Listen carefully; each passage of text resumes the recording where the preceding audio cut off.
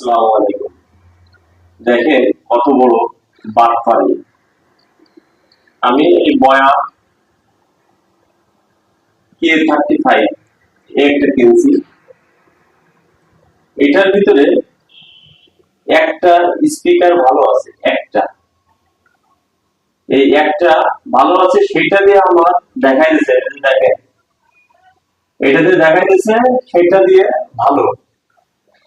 আমি ব্যস্ততার ভিতরে দেখারও কোনো সময় পাই নাই যে আমি ওইটাও দেখবো। এখন এইটা বাসায় এসে দেখলাম যে এটা কোনো কার্যকারিতা নাই, এটা প্রবলেম, মানে সমস্যা, এটা কোনো কাজ হবে না। তাহলে আমার একটা স্পিকারে কাজ হবে। তাহলে দেখেন এই প্যাকেটের ভিতরে খারাপটা করে রাখছে। আসলে এই স্পিকার গুলো যদি এইগুলো নষ্ট হয়, এইগুলো এই প্যাকেটের ভিতরে ভরে, এই প্যাকেটের ভিতরে ভরে আবার র্যাপিং করে রাখা যায়। তারা তো কি বলে এগুলো এমনি আলাদা বলি কিনে হিটে বলি, এরা বলে কি যে এটা হিটে, এটা কোম্পানি থেকে আসছে, এটা কোনো একবার খুললে এটা আর রিটার্ন নেওয়া যাবে না। এখন আমার প্রশ্ন হচ্ছে, এই যে খারাপ মালটা এটা কি কোম্পানি দেয়? এটা কি জেনে শুনে কোম্পানি চেক করে দিচ্ছে না যে এটা স্পিকারটা ভালো আছে? তারা এই খামের ভিতরে ভরে র্যাপিং করে দিয়ে দেয়। তাহলে এটা কি বাটপারি?